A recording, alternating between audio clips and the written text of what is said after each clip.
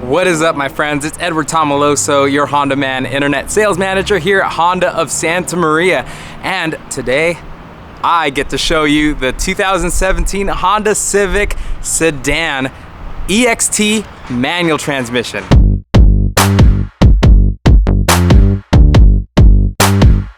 Just kidding, I don't get to show you that car, but my friend Matt does.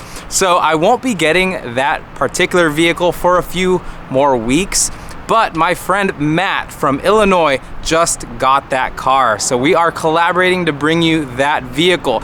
The really cool thing is Matt bought this car and he is doing updates on his YouTube channel about it. Definitely give Matt's channel a subscribe because he will be doing those updates. I will leave the link in the description. All right, Matt, show everyone your 2017 Honda Civic EXT Sedan 6-speed.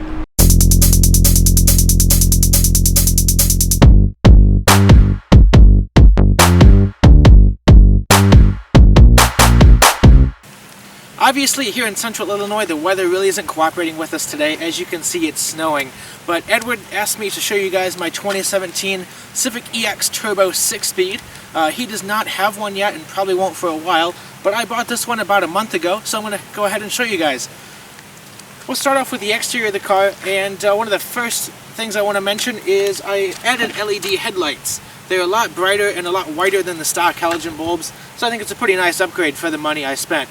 And I also have the yellow fog lights there, which do help the visibility a little bit. If we move around the side of the car here, I have my winter wheels on it right now. They are Acura TL wheels that I painted gray, and I've got my Michelin XI3 winter tires on them. These wheels are actually 8 inches wide, so they're wider than the stock wheels, and it gives the car a little more aggressive appearance. But of course, in the spring, I will be putting the stock wheels back on it.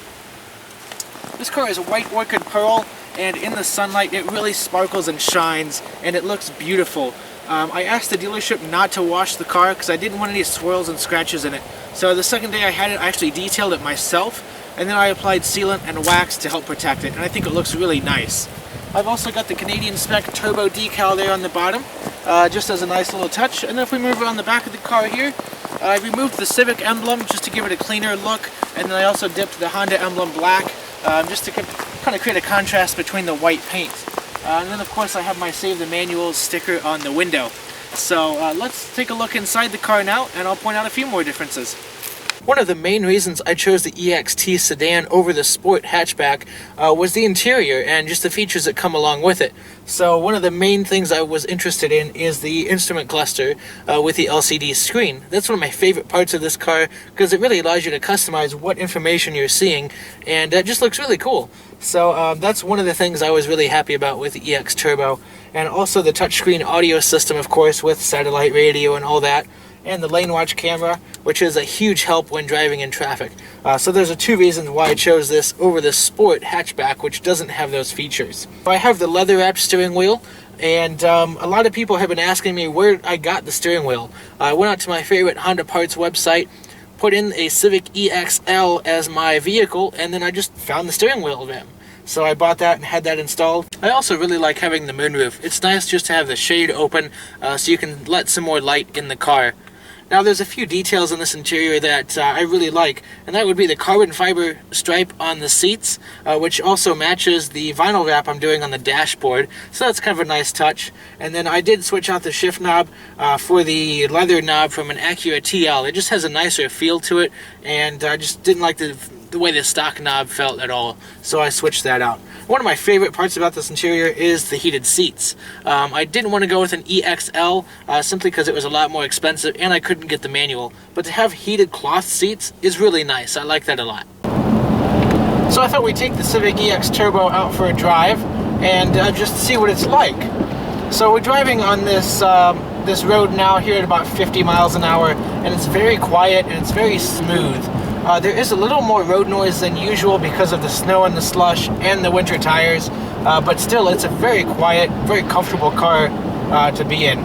And the seats are contoured very nicely. They don't really give you a lot of fatigue when you're driving long distances, which is great. So it's just a very easy car to live with, and it's a very forgiving car. If you're new to driving manual, or maybe you haven't driven manual in a long time and you buy this car, it's very easy to get used to and it's incredibly forgiving. My V6 Accord that I had before this was the complete opposite. The clutch on that was very touchy and very sensitive, and the shifter just didn't feel as precise as this one. So it was kind of a difficult car to drive manual. It felt more like a chore than just an enjoyment, which in this car it's very easy and very fun to drive manual in. One thing I really like about this car is the engine. It's the 1.5 turbo, obviously, 174 horsepower, and this car has 5 more foot-pounds of torque than the CVT version, so it has 167 foot-pounds. And those aren't super impressive numbers, but it feels very energetic and very lively. I considered the Mazda 3 2.5 liter before I bought this car, and it just didn't have the same feel from the engine. The engine in that car just always felt like it was kind of being pushed a little too hard, and it didn't sound very good. It sounded like a normal, boring economy car engine. It just didn't have the same lively character that this one does. And in fact, this engine actually reminds me a lot of the 1.8 turbo you get in the Volkswagen Jetta. It's a very nice engine to drive. It has a lot of low-end power for just driving normally, but yet if you want to wring it out and drive it hard, you can definitely do so, and it's pretty fun.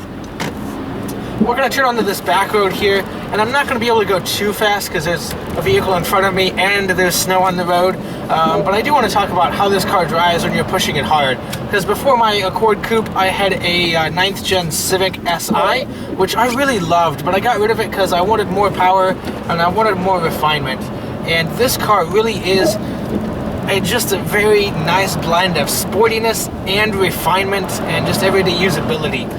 It feels similar in performance to the 9th gen Si, but not quite as sharp and not quite as fast. It's very similar though, but it also has all the refinement that I was looking for. It feels like a very well engineered German car, to be honest. The steering response is great, the brakes are very responsive, and the engine also has a lot of power low down, like I said, which makes it feel like a Jetta or a Golf or some kind of inexpensive German vehicle like that. It just has a very well-engineered feel when you're behind the wheel.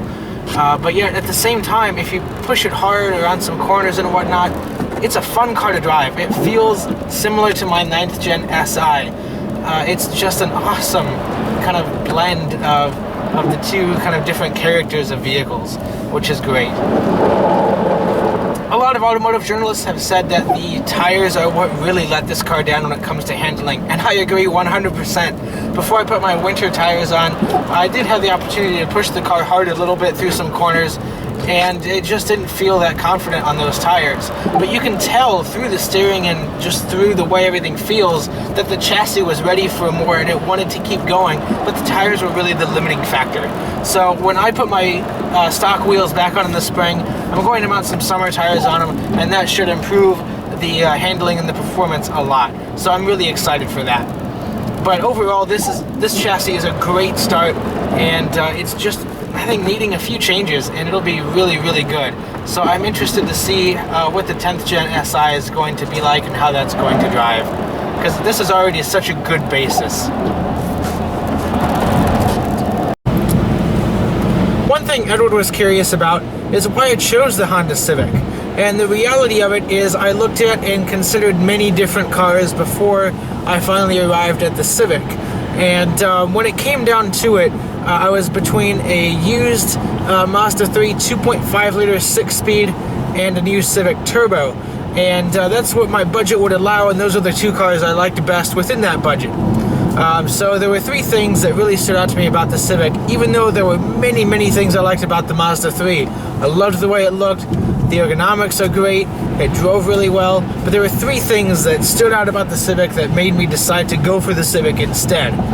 First of all is that it was brand new. I'm a huge snob about the way I take care of my car, and having a couple-year-old car would be okay, but being able to get something new for about the same amount of money was kind of a bonus for me. So that was one of the main things that drove me to the Civic. But secondly is the level of refinement. And that's probably the most important of these three things. Because even though this car isn't quite as sharp as the Mazda 3, I mean, it's maybe 90% of the way there, so it's similar in terms of driving dynamics and responsiveness. It's 90% of the sportiness of that car, but it's so much more refined. I drove a brand new Mazda 3 and then I compared it to one that was 2 years old, and the difference was astonishing. The 2-year-old one was so much louder. It was a lot more harsh, I guess, in terms of ride quality, and there were all these weird vibrations coming through the steering and the seat, and it was like that on the new one, but it wasn't quite as bad. And so it's like, well, if I have to get a used Mazda 3, you know, why do I want something that's going to drive like that? So the Civic was just way more refined, and so that's one thing that really stood out to me on the Civic. And then lastly is the engine. The 2.5 liter in the Mazda 3 is a nice engine, don't get me wrong. It actually makes more power than this car, but it just doesn't feel or sound like this car does.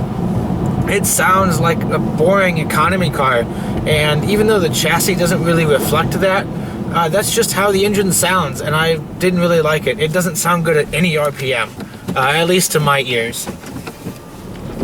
And also the engine in that car just doesn't feel as responsive, and it doesn't feel as eager as this one. The 1.5 turbo in the Civic, once it builds boost, which it does so at a fairly low RPM, it just picks up and gets going, and it revs really freely and easily. And the Mazda 3 engine just didn't seem to have quite that same characteristic to it. So those are three things that really stood out to me with the Honda Civic versus the Mazda 3. And those were kind of the two cars I was considering the most. Matt, thank you so much for that video. Thank you for showing us the interior, exterior. Thank you for taking it for a test drive and telling us why you chose that over all of your other options. And guys, I hope this video helped you. If you are interested in the 2017 Honda Civic EXT manual transmission, if you want to see more, definitely subscribe to Matt's channel. He will be doing updates as that is his own personal vehicle.